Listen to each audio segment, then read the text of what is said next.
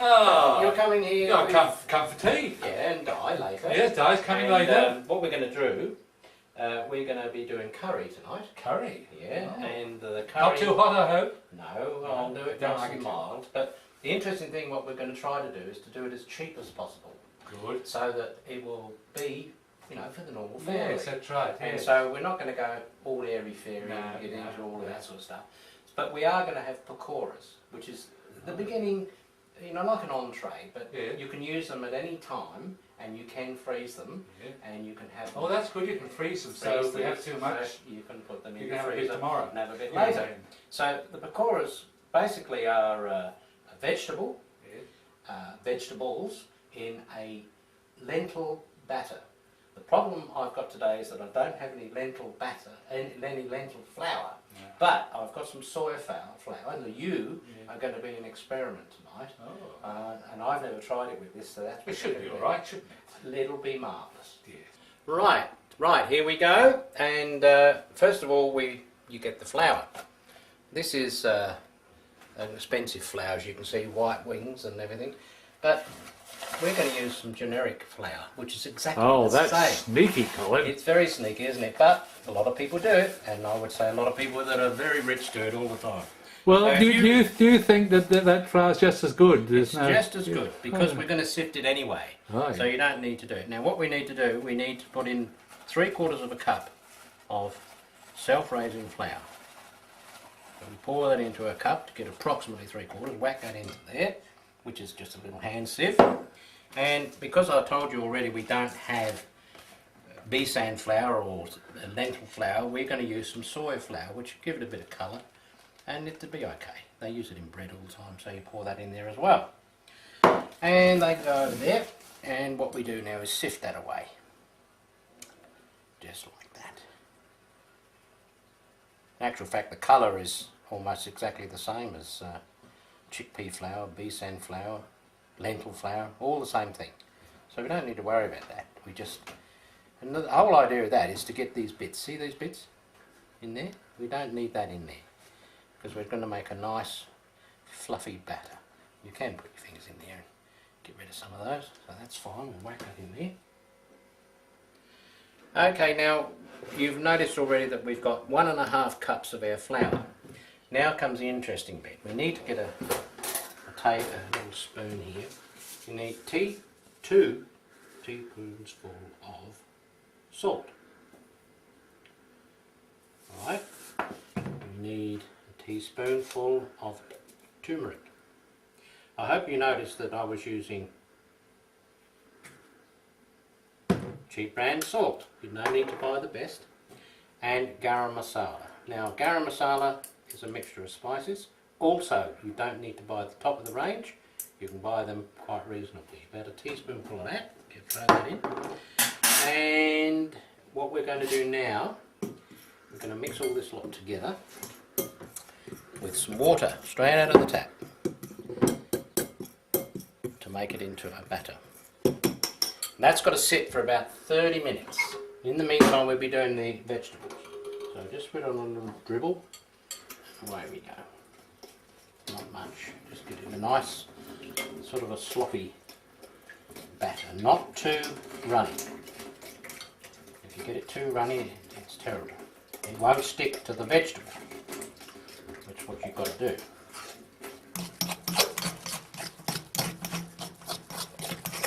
A bit more water, I think, yet. The thing is, the soya flour, I think, makes it a bit more sticky. And I think I read somewhere that when you're putting it in the bread, that's exactly what happens to it. So it doesn't really matter. Have a big old slosh around. It's a nice sort of batter. As you can see now, there's one ingredient I have forgotten at the moment. It doesn't matter. I've got to put some. Now this is optional anyway. You don't have to do this. But I usually put a little bit of chili powder in. It's still a little bit more yet. Normally it goes quicker than this, but this soy flour is quite glutinous. How about that for a word? Glutinous. Okay. And here goes the chili. just a sprinkling. That's plenty. Now we've got that to a really good consistency. I need to put in, and this then has to settle for half an hour, garlic. Now, I use minced garlic all the time, and I get fed up with trying to crush it, so I use black and gold minced garlic. I use the generic brand, which happens to be Australian made. How about that? So Not Dick Smith's. No. And 1 teaspoonful of minced garlic. And what we do now, we just mince all that in like that and get it all nice and runny, and we just set that over the side there and let it sit for half an hour. Flour, don't say, you know, the What we've got to do now is to chop up the vegetables for the pakoras, and I use multiples of vegetables. You don't have to use exactly what I do, you can use whatever you like. However, it's always very nice if you can use more than just an onion or a piece of cauliflower or whatever. So I usually put all sorts in, and usually vegetables, cauliflower is great, onions are great, potato, as you can see there's a capsicum, we're going to put that in as well. And you chop it up at about that, whack it in over here, we might go too fast there. There we go. And the cauliflower, which I must admit is damn expensive these days, but however, we managed to get half of one here, which is right. And you chop them up a bit bigger than the onions, say something like that. And keep the stalks on as well if you want to, just throw them in. There's no, the more shape you put in them, the better. So I'll do a little bit of that, and I'll do a bit of the capsicum, and then I'll continue on and show that later. Just roughly chop them. If you chop them with nice little angle bits and all sorts of things like that, it just gives a little bit of colour and a bit of panache. Whack another bit of that in. There's no sitting on ceremony on the way you cut these up. The rougher the better really, but not too big, because you've got to fry them, and I suppose they will cook easier. In actual fact, with the pakoras, you cook them twice, the pakoras. But however, I'll continue on doing the rest of the vegetables, and I'll get back to you when we put them into the batter and get ready for frying. I'm doing some broccoli as well. Well, you're doing a great job there, Colin. I hope so. Hello, how are you? I've been watching this very closely. But you see, if you see, I'm leaving a bit of stalk on there, Yes, because yeah. when you fry them, you'll see what happens. Yeah. They are really, really crunchy and lovely. Yeah. So that's how you do it. We keep those sort of things quite fairly large. Okay. And Now, Lynn and I, we might go and get some herbs. Would you like some herbs? we need some herbs out of our herb garden. Yeah, we'll go to the herb Plus- garden. That's a plus. Plus, we will probably find some eggs if we Oh. go and look Yeah. in our chook pen. Yeah. And We of have course, some. that is a secret of cooking a cheap meal, is grow your own herbs in the garden, tomatoes, herbs, and of course a few chooks, because If you can they put can eat the scraps, can't Well, they? here we are in Lynn and Colin's herb garden, and Lynn's just about to come through the gate to pick some herbs. It's a beautiful garden here at Creswick, and most things that you want for the kitchen you can find here. that should be plenty. Oh, that's terrific, Lynn. Anything else we need? What about some eggs? Eggs, rightio, after you. Right. Oh yes, they're lovely, those little tomatoes, aren't they? Say, you say, oh, Oh, there you are, some nice zucchinis there. Might be using those later, might we? Right, the vegetables have all been chopped up now at their sizes, and we are now going to put this, after about a 30-minute wait, to allowing the batter to settle down. So all you do is just whack all that lot in there like that. Throw the whole lot in, everything. Potatoes, everything. Give it a good old stir. Now, we've got to try and coat the amount of batter on to all of the vegetables. It doesn't matter if you don't do this because they start breaking down, and you'll notice there'll be more liquid than you can poke a stick at soon. However, as you can see, it's getting there. You keep doing this until just about everything is coated with some of the batter. And oh, the aromas coming off of this is absolutely nice already. I mean, you've got the garlic and the herbs and the spices in there. They're already taking effect. And as you can tell, Chris, it's gonna... It is, it's really coming on very well, Colin. Another thing you can do with this particular dish, if you're a vegetarian, it is really, really nice as a vegetarian dish. Is it? Because there's nothing in there that's going to harm you whatsoever. It's just all vegetables. Okay. Can we just run through what the ingredients are in there up to now? Well, in there we've got cauliflower, potato, capsicum, onion, and green things. I couldn't think broccoli. I couldn't think of the broccoli. Oh, good God. Well done, Colin. Well done. I've had nothing to drink yet. No, we haven't. No. And flour, of course. You've got to have flour in Flour, there. yes. And the spices. The flour power. You've been through all that. You know what's in there. Okay. As you can see, I'm using plain label canola oil, and it's cholesterol free.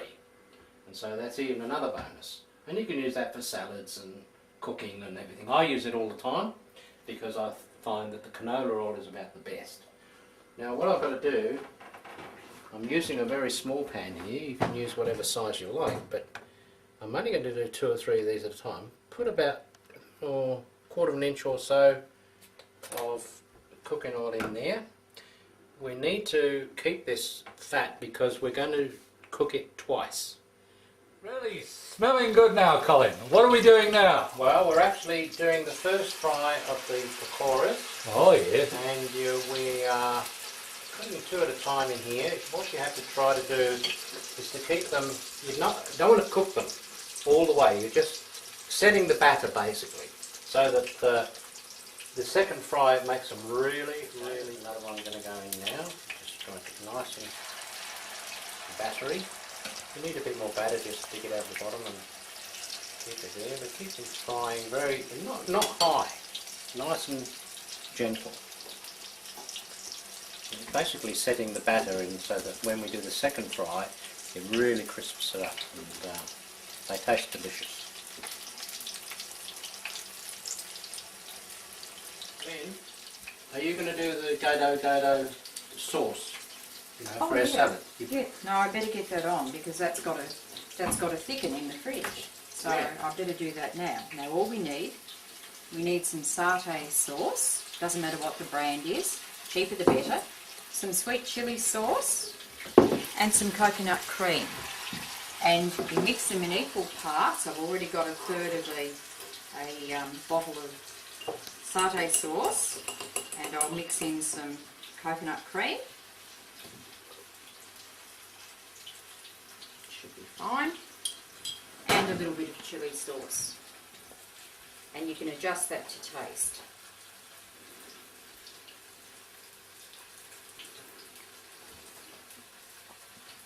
So what would you have to put in if you didn't want it too hot?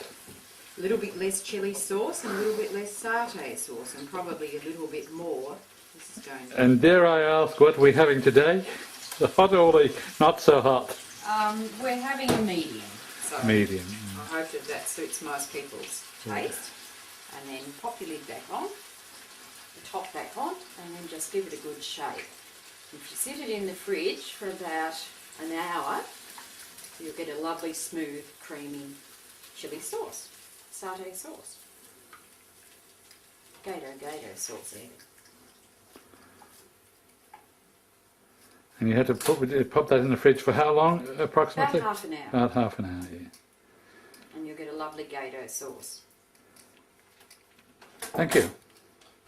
How are we going over there, Colin? Still going.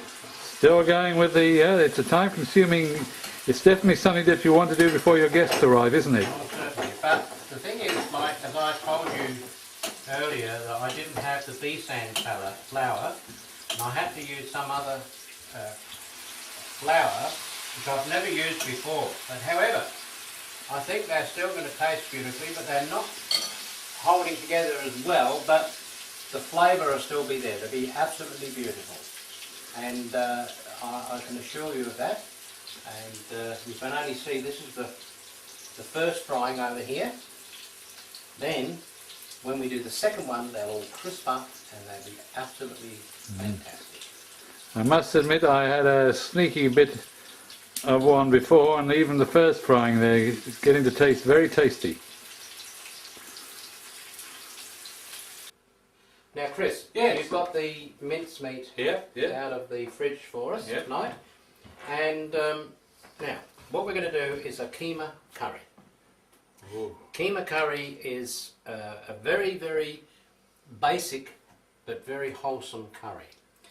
Some people call it curry with mincemeat and peas and what have you. There's all sorts of names for it, but keema is the original name. Basically, keema curry was made from a lamb mince, not beef. But however, lamb mince, I tend to use beef all the time purely and simply because it gives more. Here it is. Gives more flavour. The beef. Oops, upside down. It doesn't matter. It gives Beef more mince. flavour. And I use a recipe which Well done, Lynn. I use a recipe which is more or less my own, but I've taken it from several recipes that I've seen in books many times, and it's very, very simple and very, very easy to do, and cheap, and that's what we really want to do, isn't it?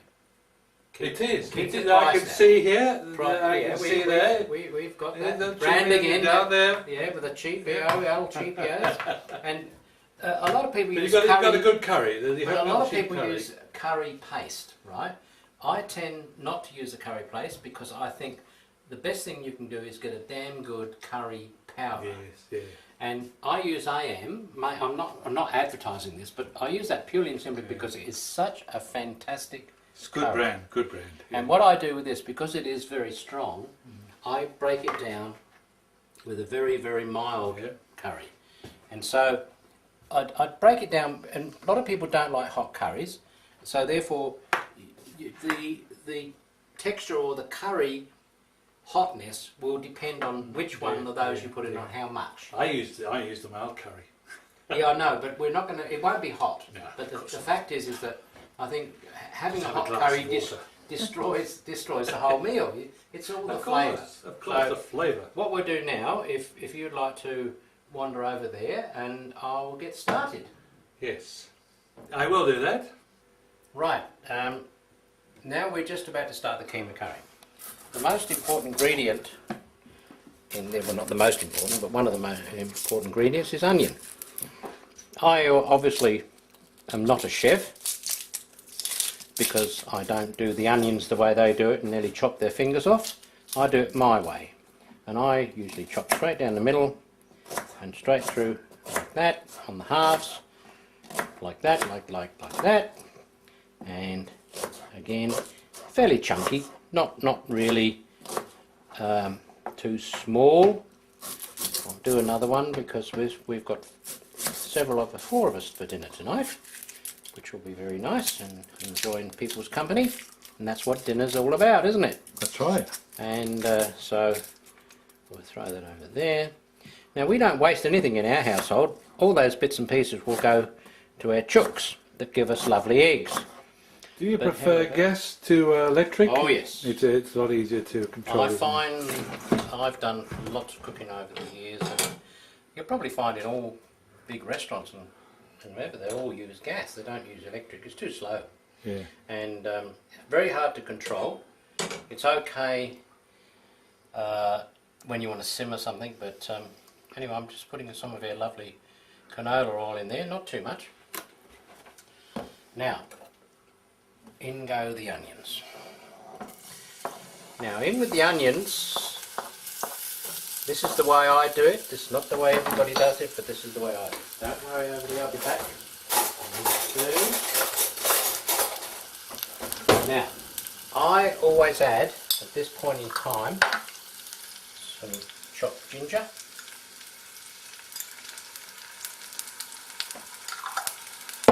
And some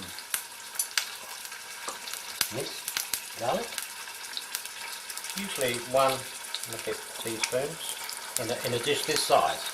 Remembering that we are cooking for 4 people. I'll leave that back over there, and when that gets to that sort of stage, just turn it down a bit.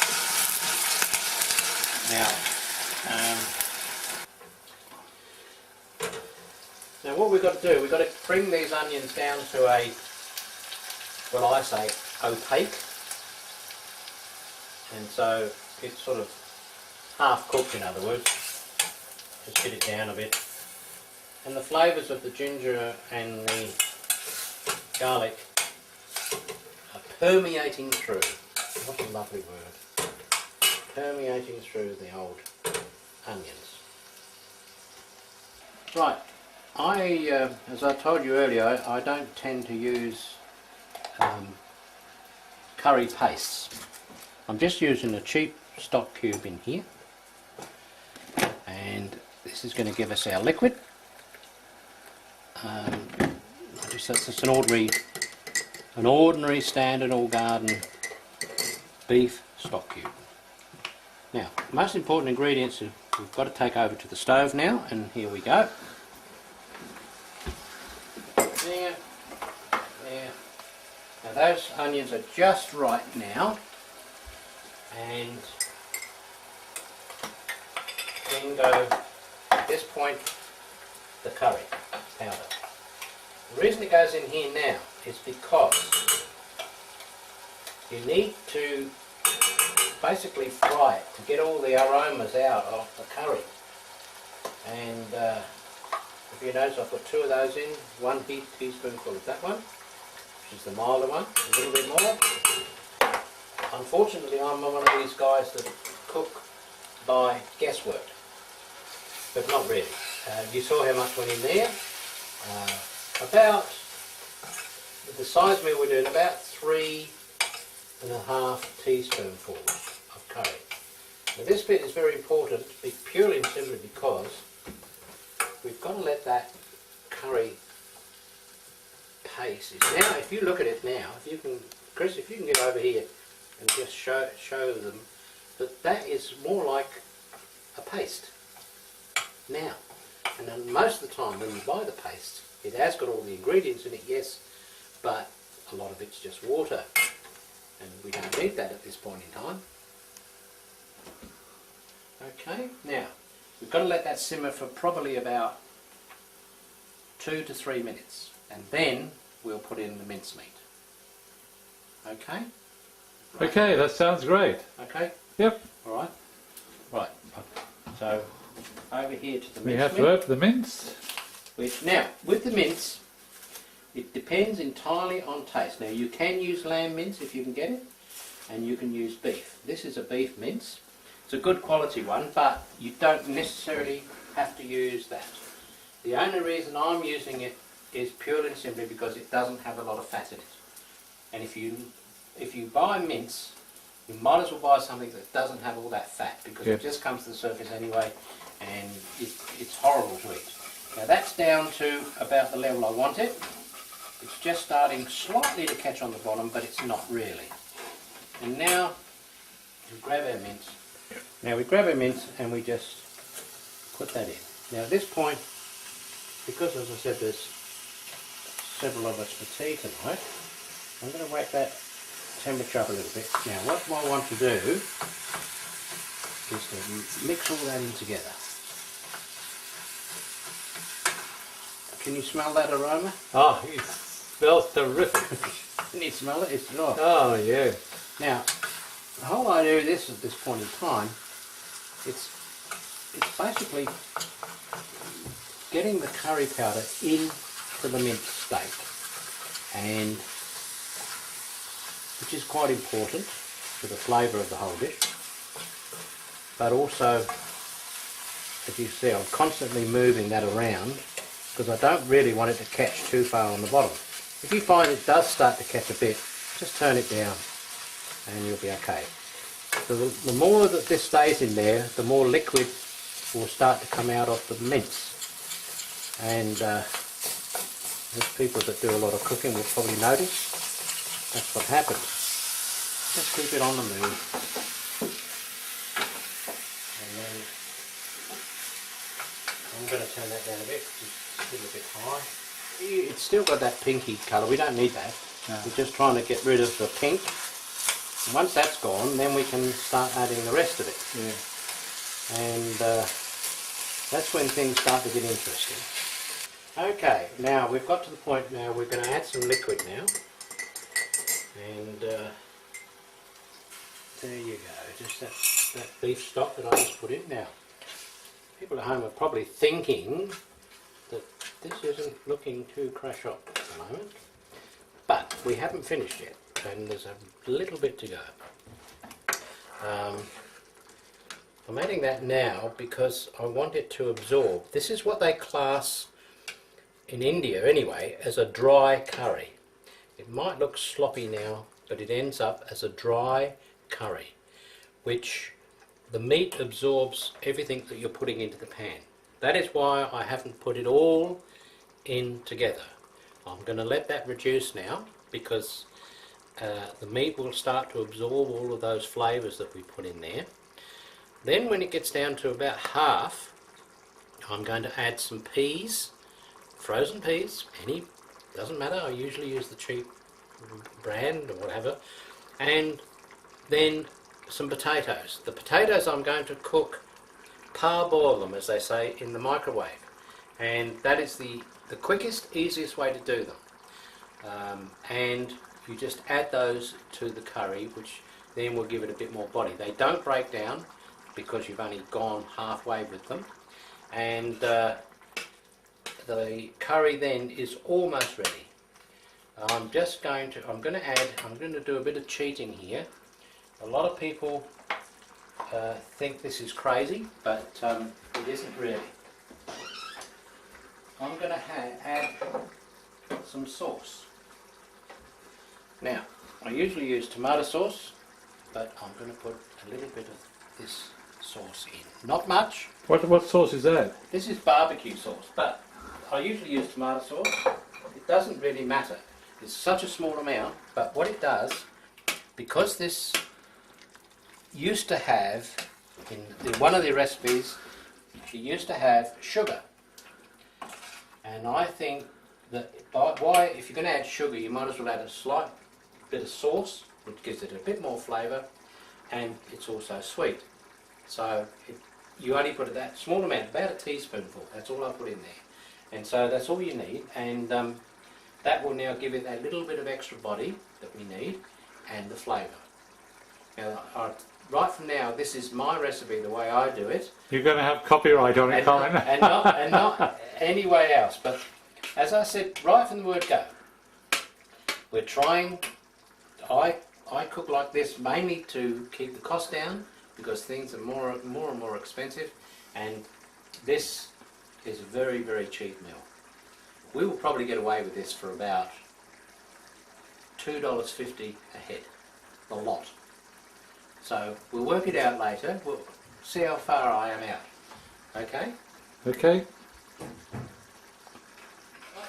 Right, Chris, we're just about ready to put in the next. Now this has been simmering and reducing now for the last 15 minutes, and as you can see already, a lot of the liquid has been absorbed or evaporated, and that's exactly what we wanted. The next step is to put in peas. Now, any peas will do. I bought these on special the other day for 89 cents for 500 grams. I thought it was rather cheap, and they're Logan Farms, and they're pretty good. So we whack in a good, that much, about 2 or 3 handfuls. Well, one handful of peas, frozen peas. Now everybody uses these, even in India they use frozen peas, would you believe? They don't go all through the rigmarole of taking them out of their husks and what have you. And that's the simplest way of doing it. What we do now, we then just stir these through. Now, that may look a lot, but that's exactly how the dish is supposed to be. It is a pea and meat curry. And if you don't like peas, well, I suppose you could do the dish without them. But I've given you right now, I can tell you right now that the peas in a keema curry, you will not even think they were eating peas. They are And so you can see gorgeous. what you said earlier, Colin, that it has reduced, hasn't it? And it's Oh, yes. quite thick now. It's getting thick. I will add some more liquid because I want the liquid now to go into the potatoes, which I'm just about to add now. The potatoes, as I said to you earlier, that I wanted to cut them up and parboil them. You just chunk them up like sauté potatoes, really. And they can go in now. Just like that. Just throw them in. They've been in the microwave and I've parboiled them. Now what we do, gently cover these. We don't want to break them up, because they've got to stay. Now, can you? I don't know if you can hear that noise.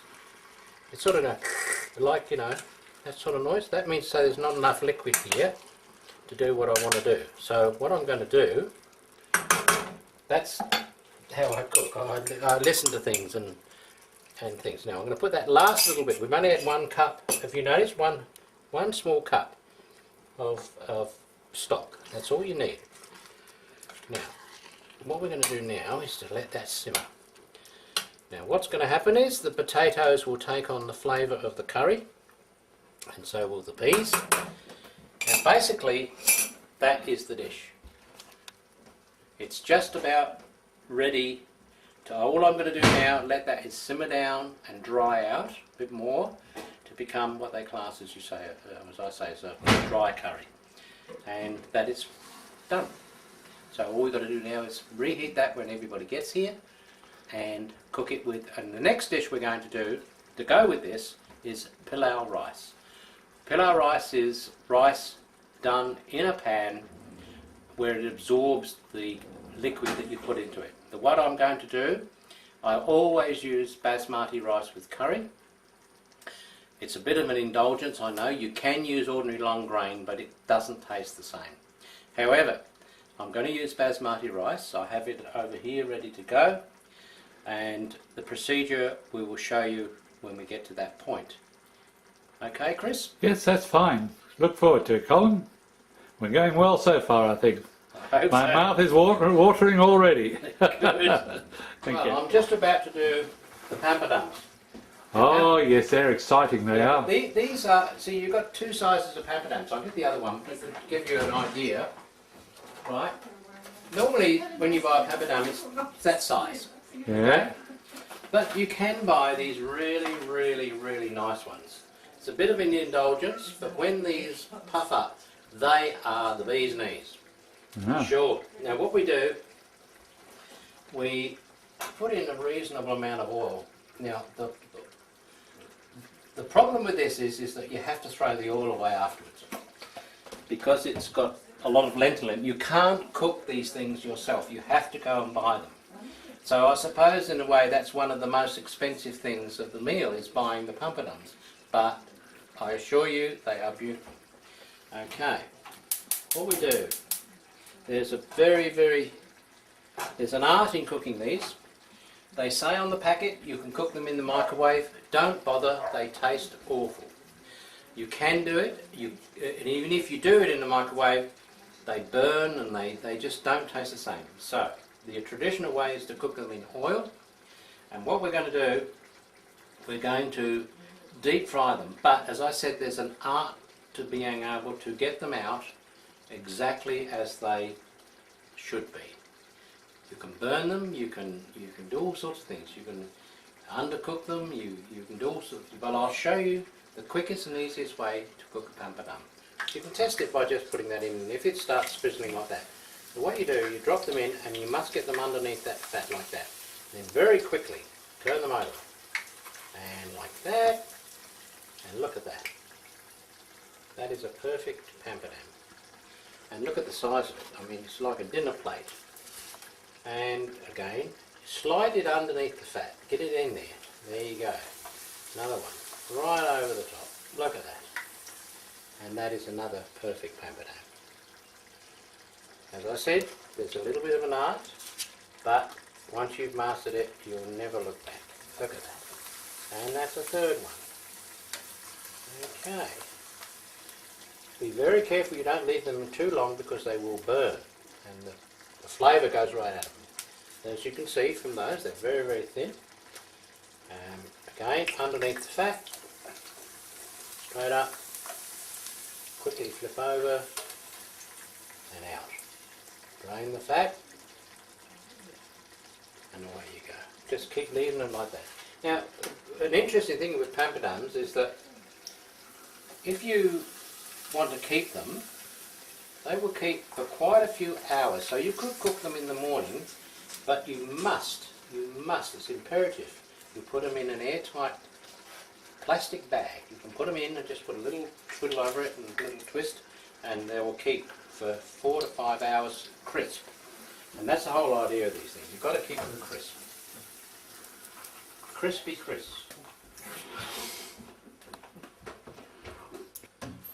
A bit scrappy, so.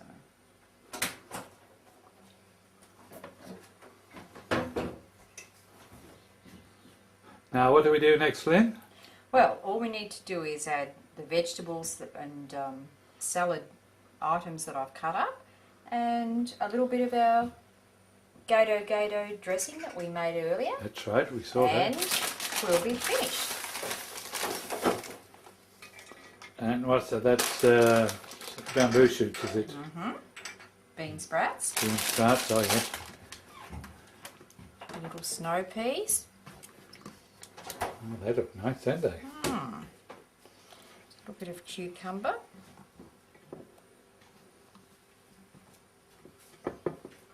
this is just sliced up bite-sized pieces, because the whole idea when we finish is we're going to pick it up with our fingers and dip it into the gato dressing.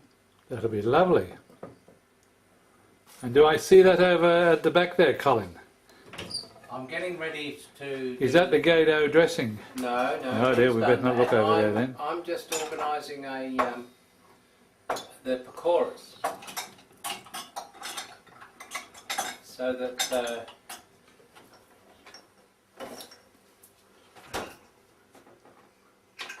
And this should be a lovely consistency by now. Beautiful. A lovely gato dressing. There we go. Thank you, Lynn.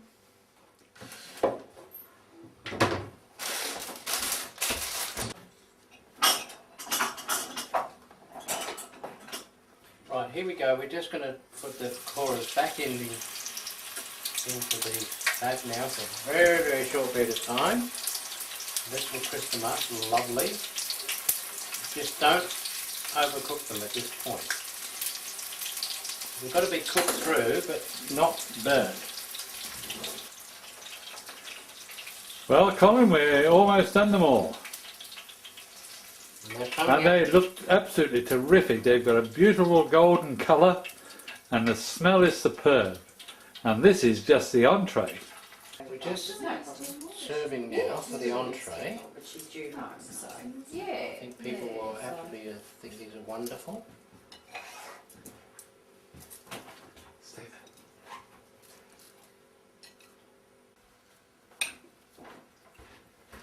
Might be awful. And what do you think, dear? Is it, that's my wife who I'm calling dear, so I have a poetic license there. It's delicious.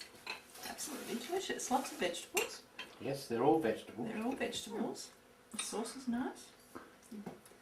It's delicious, Colin. Worth all the effort it was for me anyway. I don't know about you. Mm. And what do you think, Lynn? Is it Very up to nice. standard? That's good. Well, there's only one thing left for me to do, is to tuck in myself. So we'll be back for the next course. Okay, now we're just about to get ready for the main course now, which it will be pilau rice and keema curry. Now the pilau rice, I always use butter as the oil medium, if you like. And of course, again, what are we using? The no brand dairy blend, of course. But that's okay, that's fine. You can do whatever you like. You can put margarine, whatever in there. So we just throw that into the fry pan, and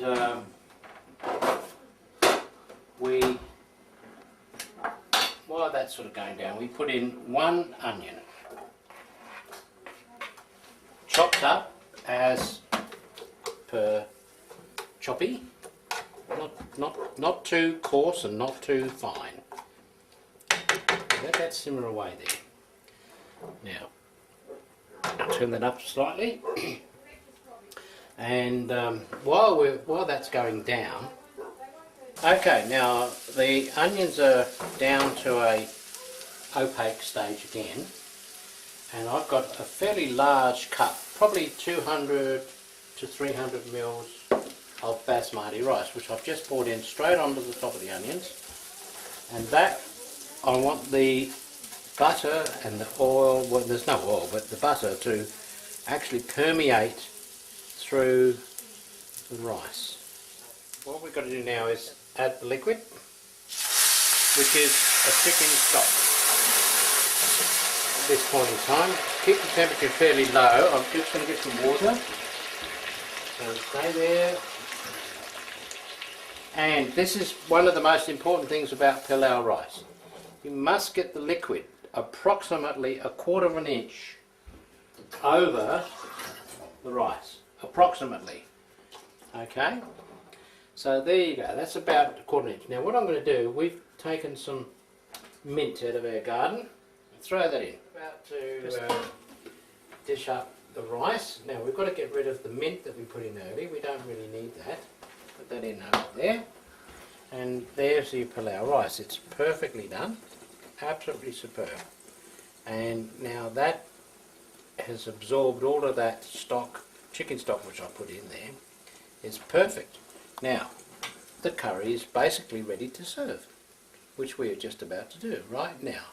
Exciting. Exciting, isn't it? Because there you go. There is the keema curry with potatoes and peas.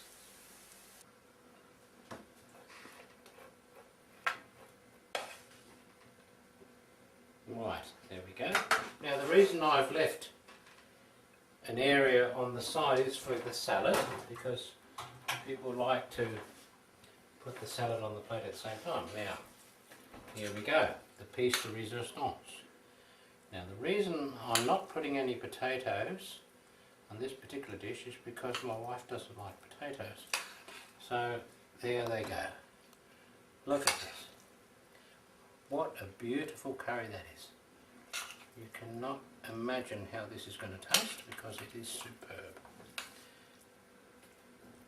Now, as I said before, you can cook this weeks ahead of time because curry actually loves maturing. We've done this today, but it really does love to mature.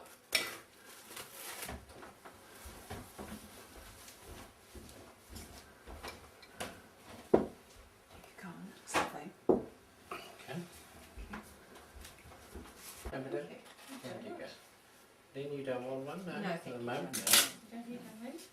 I'll have one of those, thank you very much. Look at that. I think we'll leave those for Chris because he will probably want one. Now with the salad, with the gato, what the whole idea is you take an item. So what's the sauce? It's sweet chili sauce, it's gato sauce, coconut cream and satay sauce. Third, and third. Just mix it in, put it in the fridge, let it thicken, and then serve it with